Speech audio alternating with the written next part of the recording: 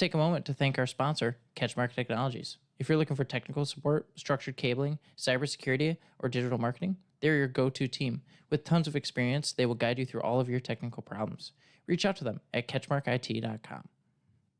All right, welcome to episode number 6 of the Benchwarmers Perspective. Today, I'm here with Mona Shore's alum, just had her jersey retired, Jordan Walker, coaching now. Where are you coaching now? I'm at Jacksonville University in Florida. Yeah, so tell me a little bit about growing up in Mona Shores, the journey, and then onward. Tell me a little bit about your journey, I guess, in Yeah. short answer. So my journey, with Mona Shores, I guess I could say born and raised, because my mom, she works at the high school. She was first chemistry teacher and then moved into the guidance department. So with her being there, that was where I was at as a kid, elementary on up. But I think that my experience, even with having like my mom working in the school district, it was just really special. I always felt it was just, like a family type of feel. And Yeah, all the programs that we had and all the different like opportunities I had like from a young age to, graduating. Like it was just always a family atmosphere. yeah, So for me, I think that it's my journey was pretty special. Started off basketball at a really young age because my older sister, she played, and so of course it's like you're the younger sister, you always want to follow in the footsteps, and what she's doing you want to do as well. And so yep, for me, that's kind of like where basketball started. And that's a household sport. Both my parents played. Everybody in my family has played.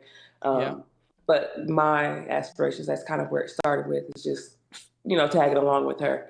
But just, growing up and, like I said, the different outlets and opportunities that we had, they had a ton of like youth league yeah, programs. yeah. No, So, my brothers actually played in, growing up, played in the youth leagues that they had up there. yeah, Um, yeah.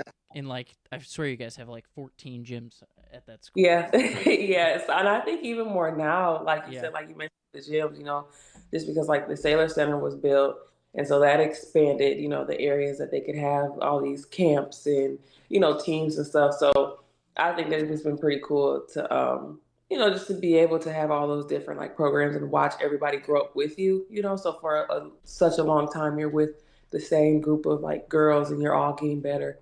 So that was really special. That I think that you may not see yeah, in a ton of school districts. Um, and I do think it attributed to our success when I was playing in high school because, like I said, we've been playing since we were this big, and so to be able to grow up and play with each other. But fast forward a little bit to my high school experiences, Coach Kirk was amazing. I got to play with both of his daughters, but he was like extended family for me. Just the time and like the dedication that he put into my career and his what he wanted to do like in coaching and all of that. It was just to look back at it now, it's kind of phenomenal, just the time and the dedication that he put. Like he would get up early like me in the gym, or get up early and get up shots yeah, with me, study later, get up shots with me. So I think that was really special. And he kind of saw a lot of my potential before I think I even did. And so that was just a truly special experience. But then, even fast forwarding now to go back and have my jersey retired and seeing that in itself, just a full circle moment. I think I told you in the interview, like being yeah, able to go out and see all those people, like it just reminded me of the Friday nights when I'm going out to prepare for a game, and getting ready to play and seeing those people behind me. It's just a testament to the support and what Sailor Country really, really means. yeah. So tell me a little bit about your college career, because I Mhm. know your resume is pretty extensive there. Yeah. Yeah, I maxed out all my college eligibility, and I still wish I had more years. Yeah, But I started at Western Michigan, had a good freshman season, and then going into my sophomore year, I tore my ACL. And so for me, in the moment, let's take another moment to thank our sponsor, Shoreline Restoration and Construction. Did a storm recently hit your business, home, or other building? Then Shoreline Restoration and Construction can help. They are a leader in remodels, new construction, and much, much more. They also restore water damaged buildings, flooded basement, and so much more.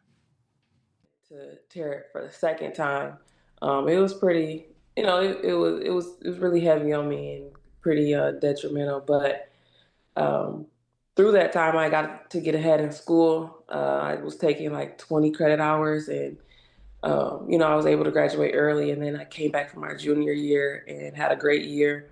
And I didn't intend on transferring at all, but and then COVID hit, and I graduated, and I was like, okay, well, maybe we can explore some possibilities here. And so being able to just to step out on faith and see, what was out there for me. But then once I got into the portal, I could have went to probably any Power Five in the country, Yeah. which was a really special feeling. So getting to talk to like a lot of, like I got to talk to Kim Mulkey. Like Yeah. that's somebody that I'm watching now. And I'm like, she's gonna go down as one of the greats.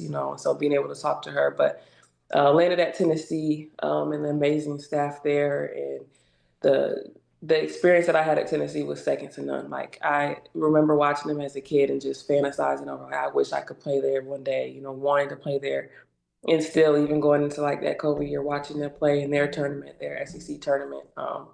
Just like, dang, like, they really hooping. Like these girls are big time, and so to be able to be on that stage and compete at that level, and be successful at that level was really special.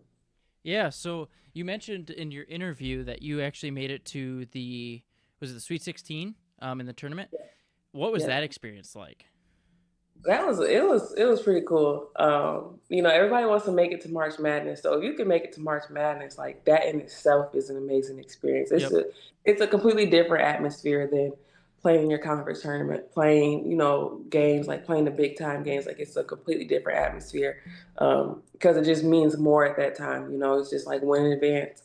But to be able to make it to the Sweet 16 was really special. I think my second year was really cool because we had lost one of our leading scorers. She had went out with the injury like right before the ACC tournament, and so we were on a Yep. roll. We had like won 22 games straight or something, and then we lost, and she was still with us at that time. And then fast forward, she got hurt, and so that team, like we were so close knit and just loved each other and leaned on each other so much that we were able to make it to a Sweet 16 and battle really hard with Virginia Tech. I can't remember the score now, but like just thinking about that, and especially as a coach now, because I'm preaching to my teams, like the teams that play for one another are the teams that go the furthest. But Hmm. being able to have that experience and be able to make it to a Sweet 16 with missing 20 points a night, and just playing for each other and playing together, was really special. Yeah. Coolio. Right. All right. So you were talking about a little bit about that Sweet 16 appearance. Um, Yeah. and that's awesome that you were able to do that. What do you think? Question for you: what do you Mhm. think like the impact that a woman like Caitlin Clark had on the game for women's sports? How do you what do you think that did for the game for you guys? Uh, to put it into words, I mean, I guess the best way I could like state it is just I don't even know if that even does it justice, but like just the amount of attention that like Caitlin Clark, Angel Reese, especially like last year, South Carolina, like their entire team, what they were doing, just shedding light on women's basketball. Like I really think that it's kind of propelled it. Now you see all these different leagues, like the unrivaled leagues, and you Yeah. have people tuning in like to watch women's basketball. I remember like coming up, and a lot of people would be like, "I don't want to watch women's basketball." They can't dunk, and they're not this, and they're not that. But like when you actually sit down and watch women's basketball, it's so fundamental, and it's I say just as entertaining as men's basketball. But I think that it's just really brought the right attention to women's basketball. Hmm. Yeah, I know that. Like, I remember I had not watched a college women's basketball game until that Yeah. final Yeah. that year. We were actually on spring break, I think, when Hmm. that was played, and just seeing the amount of people that were at that game is insane. Like, Yeah. um, now that kind of segues into my next question: how has that impacted you from a coaching perspective, at the college level? I think, with a lot of people watching women's basketball and the attention that's on women's basketball, I think that the skill and like Um, like seeing younger girls, like I wouldn't say taking it more serious, but I feel like the attention has put eyes on the game now, and Hmm. so as a woman, like playing, like you feel that, and you want to, live up, I guess, to the standard or Yeah. into that, and you want to succeed and you want to perform, and so because so many people are watching, and so I think that for so long there people weren't watching, and I'm not saying it wasn't good. It was good then and it's good now, but I think that with the attention that it does get, I think that it allows a lot more women to shine. Like you just see it across the stage, like with NIL, and with just different leagues. Like I At this moment, we'd like to take a moment to thank our sponsors. Chris Wank, Century 21 First Class Realty. Looking to sell or purchase a new home? Or perhaps invest in a plot of land? Chris Wank with Century 21 First Class Realty is your go to expert. As a leader in West Michigan real estate, Chris brings unparalleled knowledge and dedication to every transaction. Don't wait. Call Chris Wank today at 616 414 5420 and take the first step towards your real estate dreams. Century 21 First Class Realty, your trusted partner in West Michigan property. said before, but like especially in the college space, Yeah. there's more room for like women to um, not succeed because they've been succeeding, but the light just to be on them and be able to shine in that aspect. Yeah, I think that's a great answer. So, question for you, after you got done playing college, outside of coaching, was there any aspirations to go maybe to the draft or something like that? Um, Not in the moment.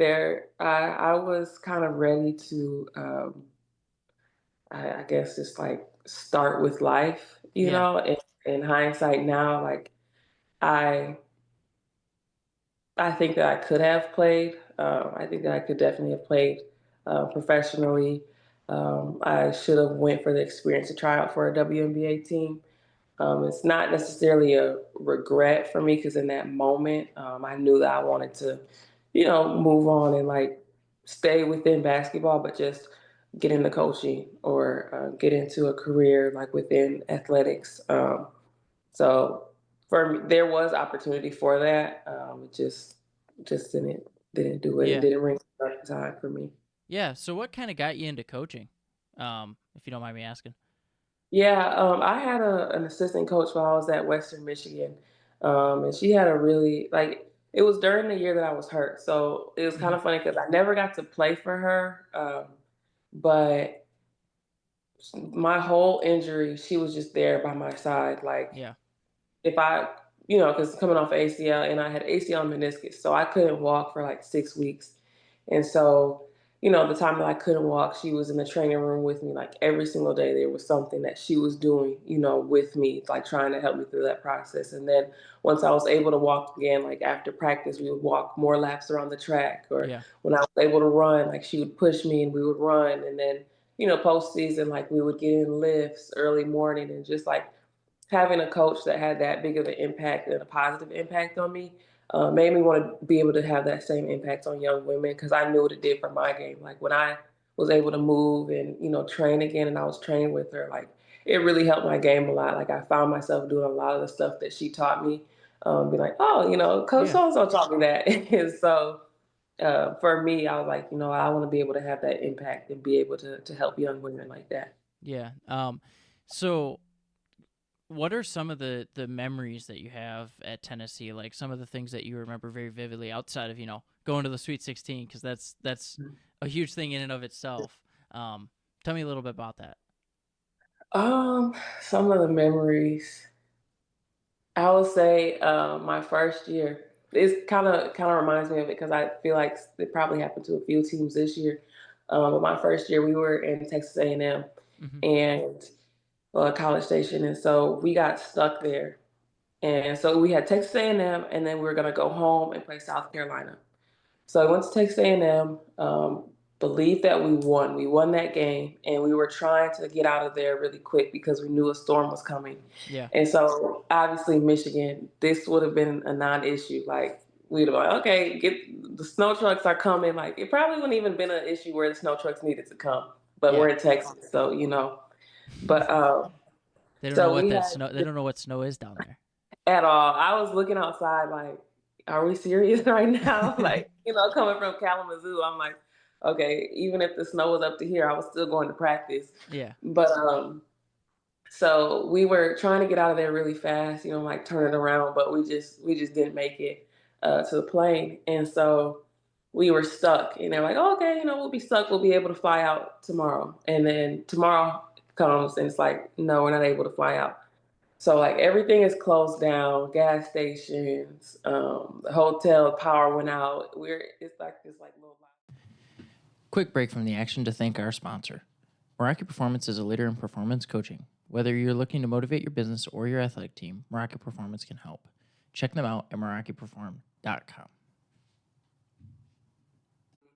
And they had like natural light coming in. It's like that was our source of heat. But like all the heat's off, electricity is done, like nothing's open. So we found like one little gas station and they let us come in like waves, like groups of like 7 people at a time could go in and like buy stuff. And we had like make sure that we knew if we opened this fridge, we were grabbing something out because again, the electricity was gone. And so we were like grabbing snacks and food and stuff like that. And then going back to the hotel. And then finally, I think it was like, because we played on a Sunday. And so we had to get back for a Thursday game. And we had one day of prep. So we ended up leaving out Tuesday. And then we had Wednesday prep and then played Thursday. And then we went and beat South Carolina. We were down at half by like 20 something, and we came back and beat South Carolina, and that was during my time at Tennessee, my only time beating them, and we like snapped their winning streak. And so just having that memory of like, dang, we were literally just in a hotel with no power, and then we came back, flew back, finally had one day of prep, and then get to go beat South Carolina. It was just a surreal feeling because it's like, again, I was watching these teams, like watching South Carolina and be like, dang, I wish I could play against them, and watching Tennessee's wishing I could play there. And I'm actually in the game and like playing. And, I just thought that was something that was really, really fun. Yeah. It's funny the amount of like stuff I see on things like TikTok and Instagram and Facebook of Florida's got snow. Texas has snow. I'm like, guys, it's not that. It's like an inch. Snow. Like it's not snow. And it's even funny. Like people were freaking out about the amount of snow that we got here. And I remember like for me, I was in high school or in middle school and high school when more like elementary school when like 2013 through 2016 when that there was like 3 years in a row where it was just 1.5 feet of snow, like and it didn't stop snowing from like the end of November, middle of November to the end of like March. And this stuff out here, I'm like, this is nothing. Like, do you guys not remember a few years ago when it was like apocalyptic? But, and then like snowing on Christmas, and then there's like no snow. I think the past like 3 times I came home, there was no snow on Christmas. There was no snow this year. I played golf. I want to say like December 27th. Oh wow! I got out and was able to play because it was like 55 and it was sunny and it was super nice. So, but no, it's just funny how much people who haven't seen snow are like, what is this? How do we drive in this?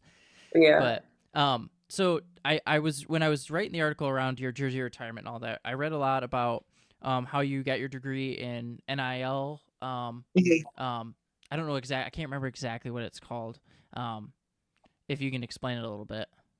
Yeah, so it was under the agricultural leadership, education and communication, school, and I got to do, it's almost like an independent study. So women's leadership was what the program offered, and then like I got permission to do an independent study in NIL, and so I met with the NIL coordinator at Tennessee, and kind of just got to pick her brain and like not shadow her for a semester, but she would like just send me readings, and I just had to to put together information and stuff by the end of the semester. But it was really cool because I kind of got a better understanding of NIL in that landscape. And like at that time, I didn't know I was going to go into coaching, but it kind of did help when I first went Yeah. into coaching. And I tell everybody, like, NIL is changing so much from even when I was like studying,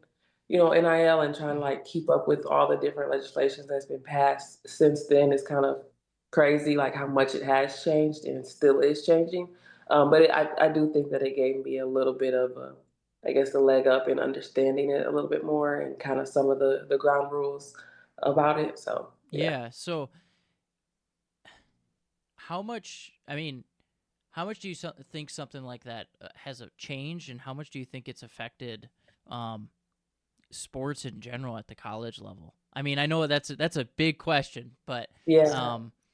what's your opinion on it, I guess?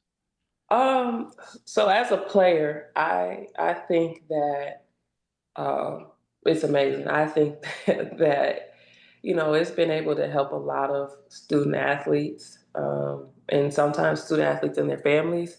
So I think that to be able to make money off of who you are as a player, and Yeah. at the college level, because like a lot of college athletes do not go on to play professional. Like there's Hmm. just not enough space, so to be able to kind of have that experience and be able to make money off of the player and the time and the effort and sacrifices that you've made up to that point, to do that at the college level, I think is really special for the student athletes. Now on the flip side, as a coach, I think it's kind of hard. Like you see a lot of coaches like Nick Saban, like leaving the game and talking about NIL and the impact that it's had. And I'm not a Nick Saban in any way, but I can kind of see, what Yeah. he's talking about, because even at the level that I'm at, it's pretty hard to compete with schools that can give NIL money when your pool may not be as big. Yeah. They can give one kid,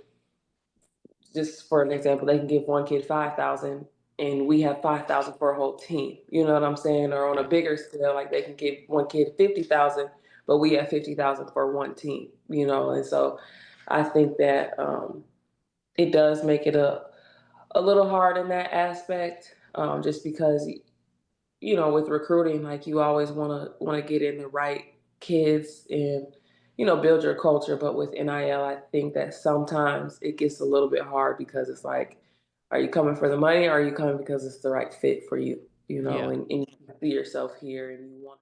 At this moment, we would like to take a moment to thank our sponsors. Park Place Sports. Want to support your local athletics program? Look no further than Park Place Sports. As a leader in banner and sponsorship program for athletes, they provide top-notch services to help your team shine. Visit their Facebook page, Park Place Sports LLC, and see how they can elevate your athletic program today. Park Place Sports, your partner in athletic excellence.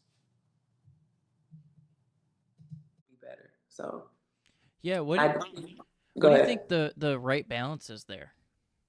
That's what I was gonna say. I think that NIL should be a plus. Yeah. You know what I'm saying? And for me, like I love the game of basketball. So like, if I can go play, even right now, if I was able to go play again in college and just let the money be a plus, that's fine for me. You know what I'm saying? Like for Yeah. so many years, like student athletes have played, and like just off the sole fact that I love basketball, I want to play. And then to allow NIL to be the plus, I feel like that's the right balance. Because I think wherever you're at in today's landscape, you're gonna get something, a little bit of something. And Yeah. so, let it be a plus. Like go have the right fit, make sure it's the right school, first academics, second, make sure it's the right coach for you, right program, you're around the right kids, like you want to be there, it feels like home, feels like family, whatever, those qualifications are for you, make sure it's that, and then let the NIL be another, thing on Yeah. top. Yeah. The conversation that a few conversations I've had, we're talking about, um, like you said, NIL being a plus. So, Mhm. really, you would just get money off of you, like the schools and boosters couldn't pay you, but if they sold jerseys, you get Right. royalties, things like that. Which, from Yeah. what I understand, school boosters can pay, like booster squads, teams of Yeah. For people who don't know what that is, it's like usually a group of donors and stuff who Donor. put money Yeah. together, and then they can pay NIL players, which I do. It almost makes it hard, like you said, for the smaller schools to compete, which Yeah. it's not that it's necessarily unfair. I mean, it is, but it's also um, these schools are going to slowly start dying off sports wise because they just can't get the caliber of players that these other schools can. Right.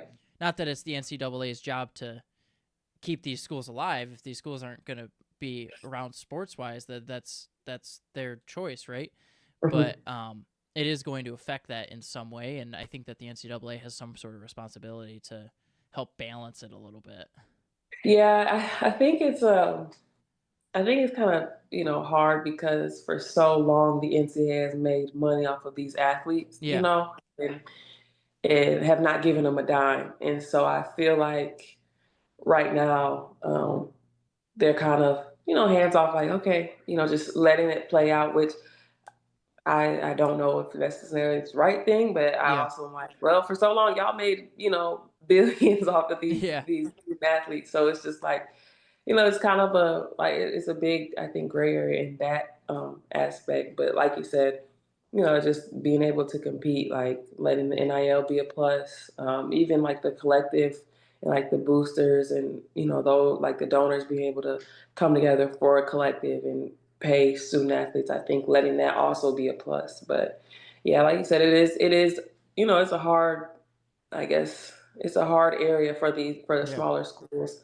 And I think too, like as a coach and just as a human, like I want to see kids go to yeah, the right schools because it's the right fit, and it makes sense for them, and not just because they're going to give you $100,000 to come sit the bench. Like yeah, I've experienced going somewhere and playing, and that's the fulfilling part about it. The money is nice, yeah, but like you want to play and enjoy your college experience because yeah, you have 4 years to get it right. And now I guess you can go to this school, don't get it right, go to this school, but like still, that's a hassle, and I think that if kids can get it right the first time and let all of that just be the cherry on top, I think that that's ultimately that's what hmm I think makes most sense. And as a coach, and again as a human, like that's what I would want to see for yeah, like student athletes. yeah.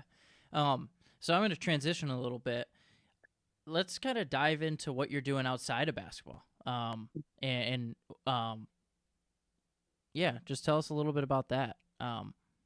Yeah. Honestly, outside of basketball right now, I don't have a ton of time for, you know, a lot other than like trying to keep up with family and all of that. I do have some like different aspirations, Yeah, but just trying to stay on top of basketball right now. I know in the postseason a lot. I do try to like get home, hang out, and catch up with friends and family, just because they understand the basketball world and how I'm always moving there on the road. So those are some of the things I try to keep up with. But right now, trying to look into like investing and all of that, get into that a little bit more, hmm learn a little bit more about it. So that's some of I guess, one of the things that I'm trying to keep up with as of right now. yeah, yeah. Um, so what's kind of the future for you in coaching and going on and so forth?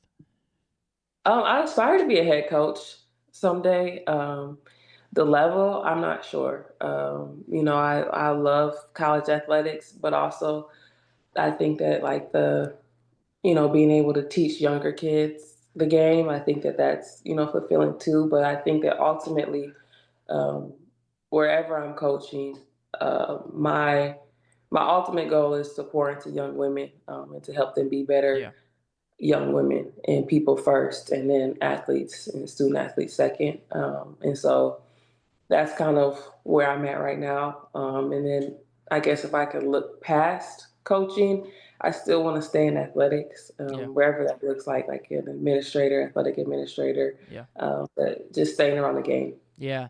It's funny that you say that because that's one of my goals. Is Hmm. I'm in athletics right now, obviously with the Right. sportsnet stuff and all that. Um, but I love coaching. And for me, it's always been I'd love to coach the college level. Probably won't get that opportunity, but at the high school level, as a varsity head coach would be awesome. I love being able to develop young kids into young men eventually, and helping them do that through basketball.